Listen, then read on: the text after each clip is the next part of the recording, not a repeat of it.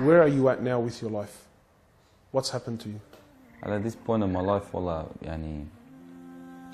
I've been gifted, alhamdulillah, by Allah, with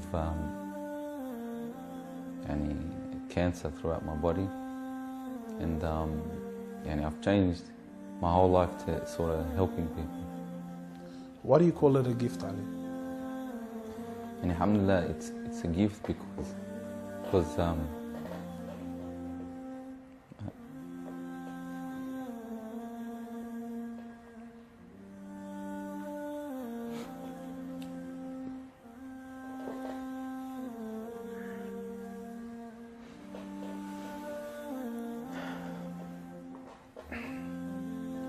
and it's a gift because Allah's given me a chance to change.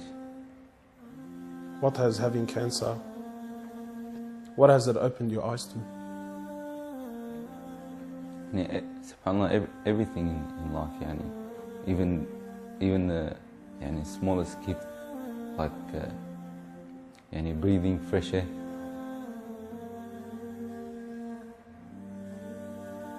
Do you feel like you used to take that for granted before?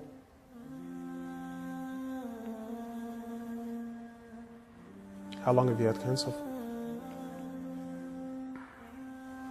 4 months now. Ali was diagnosed with stage 4 cancer and given only 7 months to live. Upon finding the news, he immediately sold his successful business and was forced to reconsider the lavish lifestyle he was accustomed to. Everything was to change. Ali, what was your reaction when you came to know you had cancer? I got rid of my cars, I got rid of my watches, even my clothes. I took them with me overseas and I gave them to a lot of people up there, alhamdulillah. So I wanted to try to leave this world without anything. Car like this, people would love to be in it, people would love to own, people would love to drive it. Well, they're going for the wrong goals. And you realise that when you get sick, when someone tells you you haven't got long to live, you realise all this stuff, it does not benefit us in any way. So what's the value of this in your heart now? This is worth one pair of thongs for a little African child with no thongs. Wallahi, it's worth more than me to see him smile with a pair of thongs than own one of these.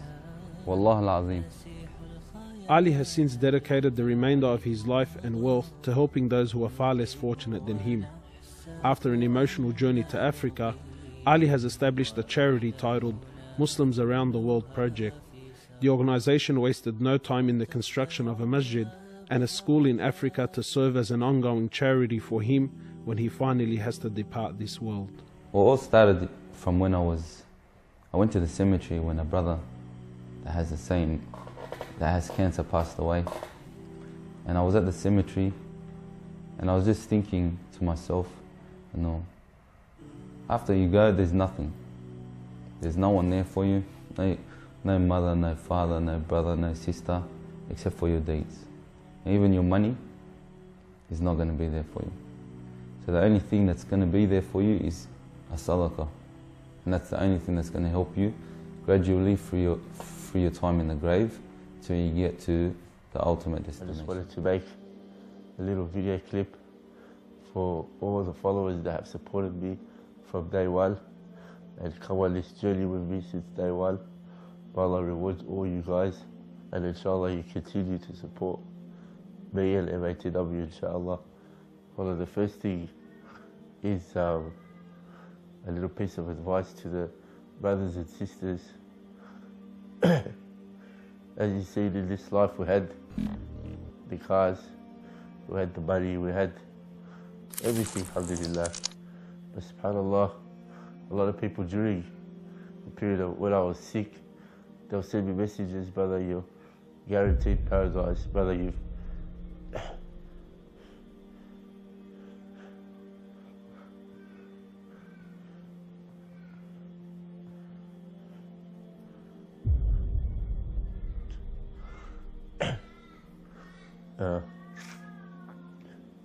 brother, you've done so much for the community, for the ummah, but subhanAllah, this, it's not worth just the simple blessing that Allah subhanahu wa ta'ala has given us. Like, waking up in the morning and being able to walk to the bathroom by yourself. So these things slowly got stripped away from me during the last of my life, alhamdulillah. Wallahi, some of us don't get that chance from Allah subhanahu wa ta'ala to know when we're going to pass away. Some of us, and a lot of us, just pass away suddenly.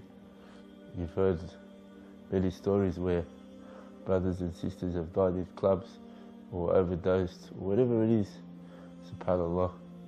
So during your life, brothers and sisters, just try to have a goal, try to have a plan, try to have a project that you work towards.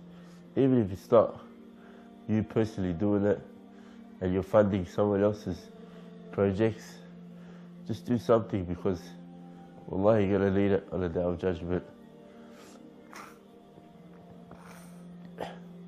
And for the brothers and sisters that are chasing this life,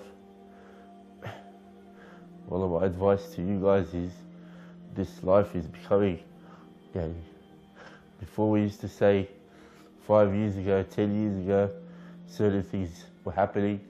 Now it's every month things are changing.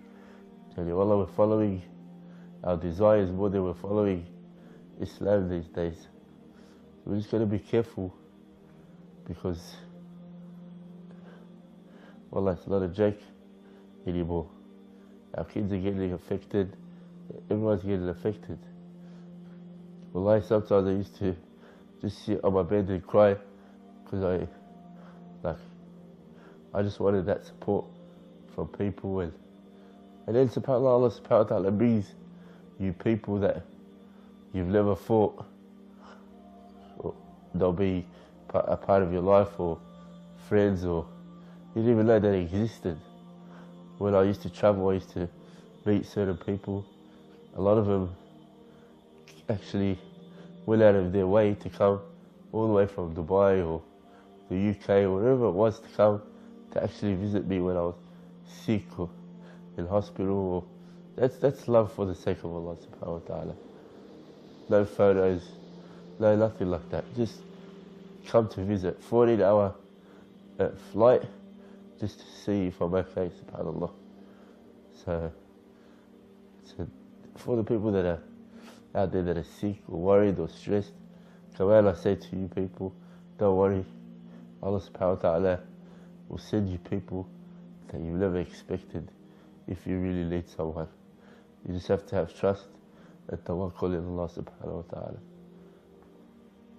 So a little advice for everyone out there.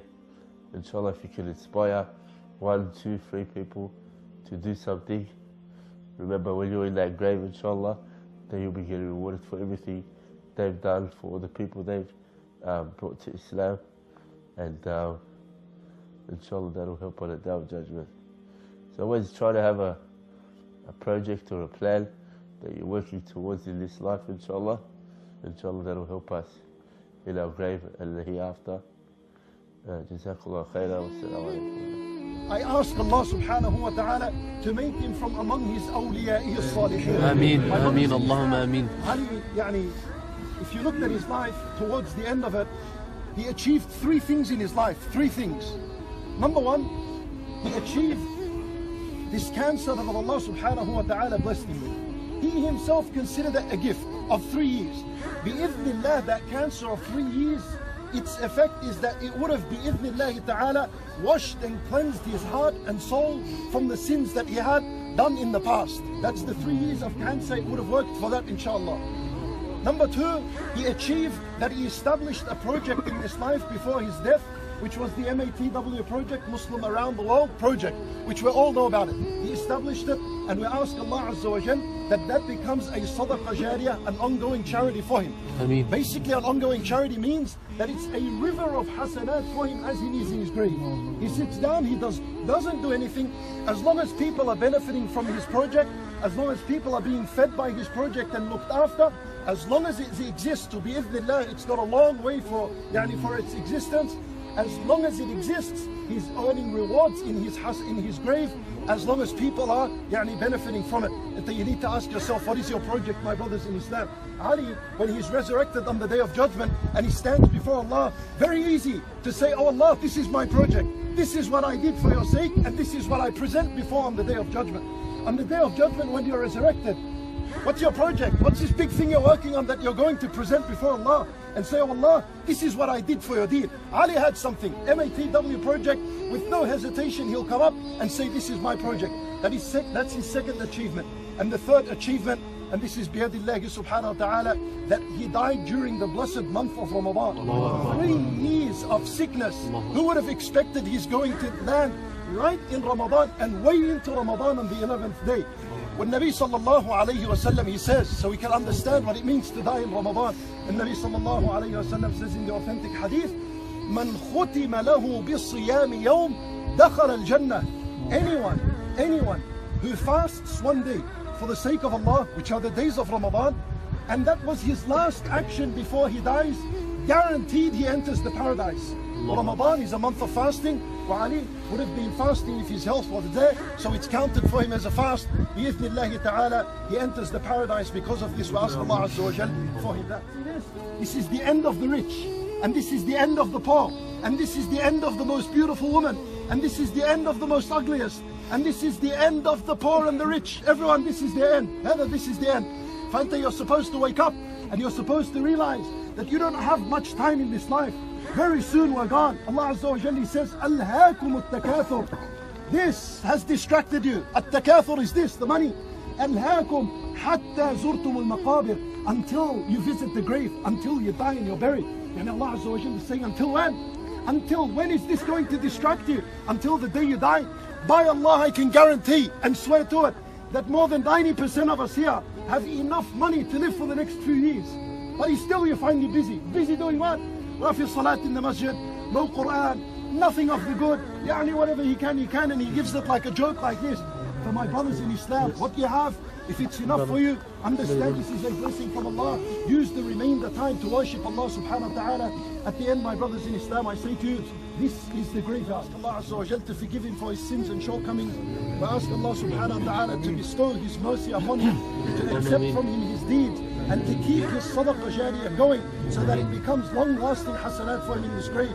We ask Allah Azza wa Jal that he resurrects him among the salihin, among the righteous, and that he admits him into the paradise, in the highest levels of the paradise.